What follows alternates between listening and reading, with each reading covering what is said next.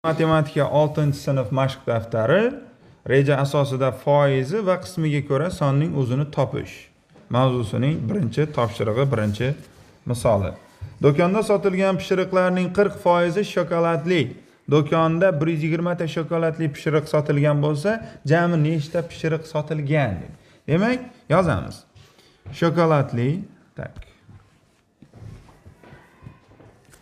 Shokoladli pishiriqlar 40% tashkil qilsa, jami bizda qancha? X ta shokolad, X ta pishiriq pishirilgan. Misol uchun chizmasini ham chizib ko'rsataman. Qarang. Buni alohida bo'lamiz. 40% bo'lsa, deylik 5 bo'lakka bo'lsam 20% dan bo'ladi. Har bo'lak 5 ga bo'laman. Ana bu yer 20 20, 20, 21, 2, 3, 4, 5. 20%lik, yana 20%lik, yana 20%lik, yana 20%lik, yana 20%lik. Qarasak, ana bu qism qanday? Shokoladli edi, to'g'rimi? Shokoladli. Qolgani umuman boshqacha. Shokoladsiz. Shokoladsiz qancha bo'ldi shunda? 60% shokoladsiz bo'ldi. Demak, X miqdor pishiriqni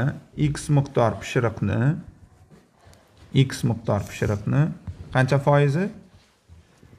20, 40% shokoladli. Demak, X miqdorning 40% shokoladli bo'lsa, shu tipda yoziladi. Nechaga teng? 120 ta shokoladli sotilgan, 120 ta bo'lgan. Demak, endi foizdan songa o'tib olamiz. 40% dan songa o'tadigan bo'lsak, 40 taqsim 100. Bu bilan buni qisqartirsak, 4 taqsim 10, ya'ni 0.4 ga teng. To'g'rimi? Demak, X ko'paytirilgan 40% ga 0.4 ni qo'yamiz. 0.4 teng 120. Endi X teng 120 taqsim 0.4 teng 120 0.4 ni 4 taqsim 10 desam 10 tepaga chiqib ketadi. 1200 taqsim 40. 1200 ni 4 ga bo'lsak necha bo'ladi? 300 ta shokoladli emas, 300 ta pishirib sotilgan ekan. Davom etamiz. Ikkinchi misol. Oybek ko'ylakni 20% chegirma bilan, demak, chegirmasi, 20%lik chegirma bilan 84 ming so'mga sotib oldi. Demak, ko'ylak narxi X miqdor so'm. Oybek uni 20% bilan chegirmada sotib olsa, qancha foizini to'lagan bo'ladi? Demak, topamiz. Demak, ko'ylak narxi X miqdor, uning 20% chegirib tashlandi. Ya'ni 20% emas, biz to'laydigan foiz jami 100 dan 20 ni ayirsak, 80% ni biz nima qilishimiz kerak? To'lashimiz kerak bo'ladi. Mana shuncha qismini to'lashimiz kerak. O'zi umumiy bizda ko'ylakning bahosi X miqdor, biz to'laydigan summa X ning 80% ga teng. Demak, ana shu 80%imiz necha so'm? 84 ming so'mga teng ekan. Biz shu tenglamani yechib qo'ysak yetarli. 84 ming teng X ko'paytirilgan 80% ga. Demak, 80% ni nimaga o'tkazamiz? Songa. 80 taqsim 100. 0.8. 8400 84 teng X ko'paytirilgan 0.8. X ni topishimiz uchun 84 mingni 0.8 ga bo'lib yuboramiz. Teng. 84 ming ko'paytirilgan, ana bu 8 ko'paytirish demayman, 8 taqsim 10 desam bo'ladi. Teng. 84 ming taqsim 8 teng. 84 ni 8 ga bo'lsak, demak bo'lib yuboramiz. 84 8 1 qancha qoladi? Tak, kalkulyatorda. 84 ming bitta 0 qo'shamiz, 8 ga bo'lamiz, 105 ming ekan. Demak, 105 ming so'm bo'lar ekan. Demak, 3-savol. Lobar ko'ylak sotib olmoqchi. Buning uchun ko'ylak narxining 12% miqdorida 24 ming so'm QQS to'lashi kerak. QQS solig'ini biz o'tganmiz 5-sinf AH matematika darsligida. Demak, ko'ylak narxi o'zi X miqdor pul. Unga QQS to'laydi. Ana shu X miqdorni 12%ni qo'shamiz. Shunda jami qancha to'laydi? X qo'shilgan X miqdorining 12%ni to'laydi. Ya'ni bu 1,12 X ga teng bo'ladi. Bizda aytayaptiki 12% miqdorida 24 ming so'm QQS to'lagan. Demak, X miqdorining 12% bu QQS solig'iga to'g'ri keladigan bo'lsa, ana shu QQS solig'i 24 ming so'mni tashkil qiladi. Endi yozamiz. X teng 24 ming taqsim 12%. 12% ni songa o'tkazadigan bo'lsak, 12% ni songa o'tkazsak, 12 taqsim 100 bo'ladi. Bu 0,12 ga teng. Teng 24 ming 12 taqsim 100 deb qo'yaveraman. Teng 100 tepaga chiqadi. 24 ming yana 2 ta 0 12. 24 bilan 12 ni qisqartirsak 2. Shunda x'imiz teng bo'ladi 2 0 0 0 0 0. Ya'ni 200 ming so'mga ko'ylak sotib olishi kerak. Endi QQS siz narxi shuncha bo'ldi. QQS bilan 224 ming so'm bo'lar ekan. Bu QQS siz ekan. QQS bilan bo'lsa 224 ming so'm bo'lar ekan. Demak, davom qilamiz. Navbatdagi misol. Karimda rangli qog'ozlar to'plami bor edi. U o'zidagi rangli qog'ozlarning 8% ni akasiga berdi. Demak, Karimda X miqdor rangli qog'ozlar to'plami bor. Akasiga ana shu X miqdorining 8% ni berdi. Karimda qancha qoldi? Demak, 100% dan 8% ni bersa, 92% X miqdorini qoldi. Endi unda 184 ta rangli qog'oz qoldi. Demak, qolganlari bizda 184 ta ekan. Demak, 92% ko'paytirilgan X teng 184 ta degan tenglamani tuzib oldik. Karimda dastlab nechta rangli qog'oz bo'lgan? Dastlabki rangli qog'ozlar soni X miqdormi? X miqdor deb oldik. Demak, 92 taqsim 100 ko'paytirilgan X teng 184. Bu bilan buni qisqartirsak 2 X teng 200 ta ekan. Navbatdagi misol. Dilorom xola telefon sotib oldi. U dastlab umumiy narxning 12% ni to'lagach, yana to'lanishi kerak bo'lgan summa 114.400 qoldi. Telefonning demak, chizma chizamiz tushunarli bo'lishi uchun. Ana bu telefon narxi bo'lsa, u qancha foizini to'ladi dastlab? 12% to'lov qilindi. 12%. Jami telefonning narxi 100% bo'lsa, 12% ni to'lagan bo'lsa, qancha foizi qoldi? 88% qoldi, to'g'rimi? 100% dan 12% ni ayirib tashlasak 88% qoldi.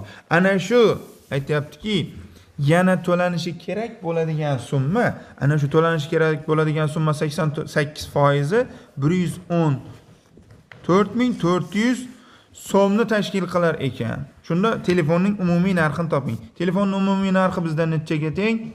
X miqdorga teng.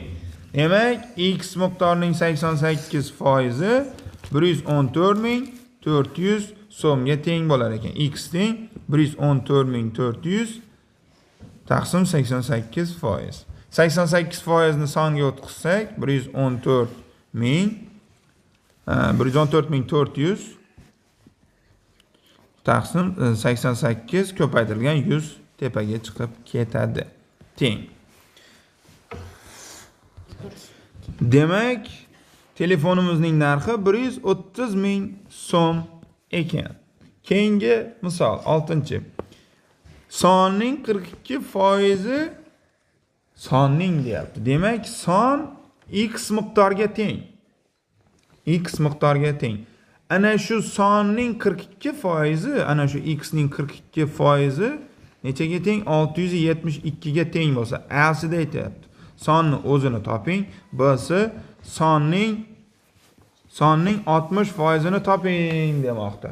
60% ni topishimiz uchun ana shu foizga sonni ko'paytirishimiz yetarli. Demak, A shartiga to'xtalamiz.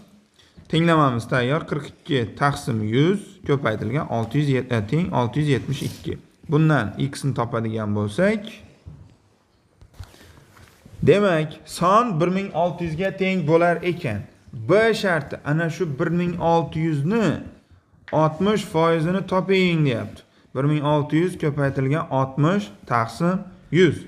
Ya'ni 60% ni songa o'tkazib oldik. Sonni songa ko'paytirish mumkin, foizni esa foizga. 2 ta 0 qisqarib ketdi. 16 ko'paytirilgan 60. Demak, 6 36 3 yodda turadi. Tak. 6 3 96. 960 bo'lar ekan. A shartining javobi 1600, B shartining javobi 960 ekan. Demak, davom qilamiz navbatdagi savol. 7-chi. Hamidada bitta quti tugma bor. Qutidagi tugmalarning 65% sariq. Ha, mana chizma chizamiz. Aniq ko'rinadi mana. Qutidagi jami tugmalar, ana shu tugmalarning qancha foizi? Deylik, yarmidan sal ko'proq 65% sariq deyapti. Sariqqa bo'yamiz. Tak. Sariqqa bo'yadik. Mana. 65% sariq. 20% ko'k. Demak, 65 ga 20 ni qo'shsak, qandaydir 85 bo'ladi umumiy. Demak, ana bu yer 65% bu 20% ko'k. Demak, 20% ni ko'kka bo'yaymiz. Mana. Shunda 65 ga 20% ni qo'shsak, 85%, 100% bo'lishi uchun necha foiz yetmayapti? 15% yetmadi. Demak, 15%. Tak. Qolgan 75 tasi esa yashil rangda. Jami x miqdorining 15% 75 ta bo'lar ekan, ular yashil rangda ekan. Yashil rang. Mana, yashil rangda ekan. Yozamiz. X miqdorining 75%, yo'q, 15% 75 ga teng ekan. Demak, foizga songa o'tkazsak 15 taqsim 100 ko'paytirilib teng 75. Bu bilan bu qisqarsa bunda 5. Demak, x teng 500 ta nima bor ekan? Tugma bor ekan. Davom etamiz. 8-savol. Supermarketdagi muzqaymoqlarning 25% qulupnayli. Yana chizma chizamiz. Mana supermarketda qanchasi? Deylik, yarmi 50 bo'lsa, mana shunchasi 25% qulupnayli. 33% mana 33. Tak, sal kattaroq. Ana bundayroq bo'ladi. 33%. Shunda ikkisini qo'shsak 58. Shokoladli. Qolganlari esa qaymoqli.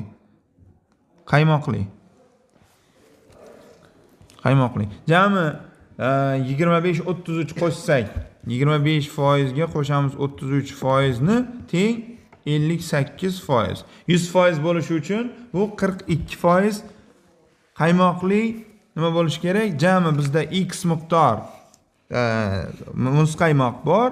Ana shu qaymoqli muzqaymoqlar soni, qaymoqli, ya'ni umumiy muzqaymoqlarning 42% ni tashkil qiluvchi qaymoqli muzqaymoqlarning soni 126 taga teng.